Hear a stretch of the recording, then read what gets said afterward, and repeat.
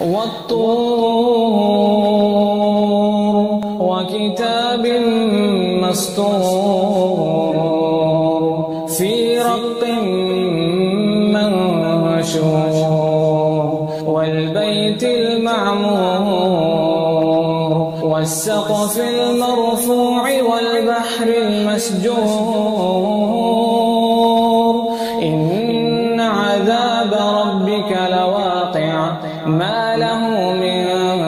دافع يوم تمور السماء مورا وتسير الجبال سيرا فويل يومئذ للمكذبين الذين هم في خوض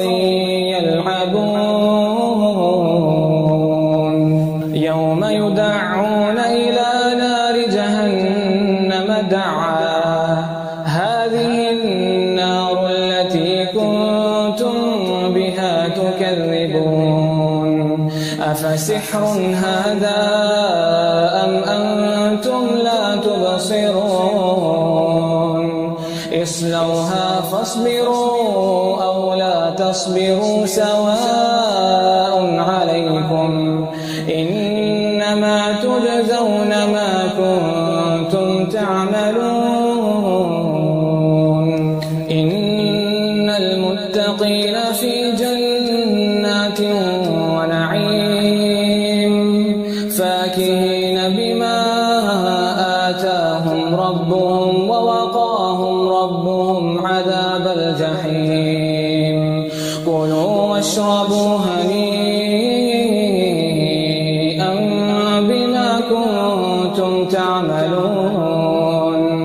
متكئين على سرر مصفوفة وزوجناهم بحور عين والذين آمنوا واتبعتهم ذريتهم بإيمان ألحقنا بهم ذريتهم وما ألتناهم من عملهم من شيء كل امرئ بما كسب رهين وأمددناهم بفاكهة ولحم مما يشتهون يتنازعون فيها كأسا لا لغو فيها ولا تأثيم ويطوف عليهم غلمان لهم كأنهم لؤلؤ مكنون وأقبل بعضهم على بعض يتساءلون قالوا إنا كنا قبل في أهلنا مشفقين فمن الله علينا ووقانا عذاب السموم إنا كنا من قبل ندعوه إنه هو البر الرحيم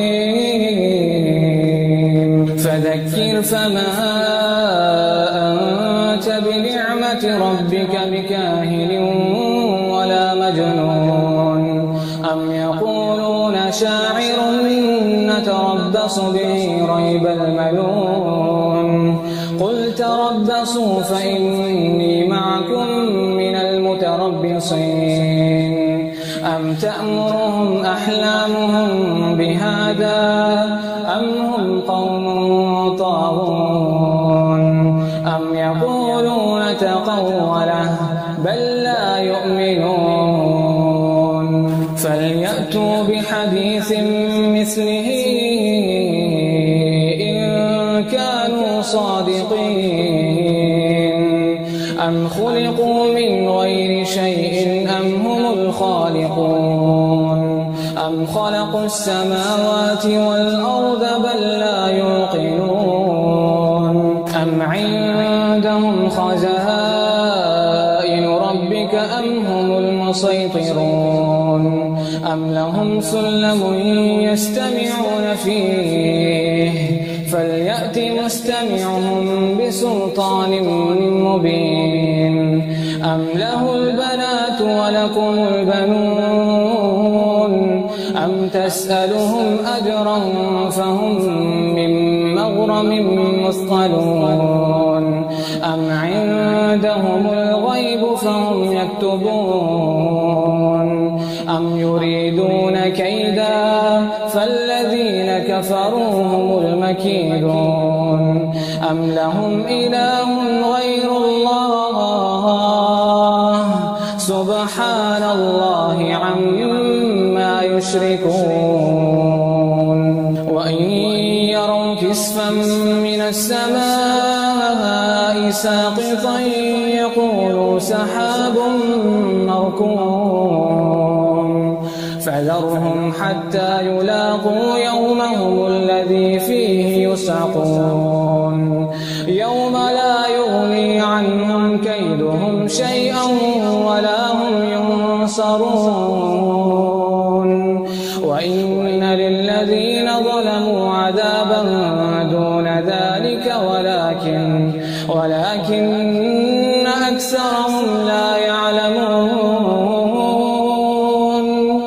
واصبر لحكم ربك فإنك بأعيننا وسبح بحمد ربك حين تقوم ومن الليل فسبحه وإدبار النجوم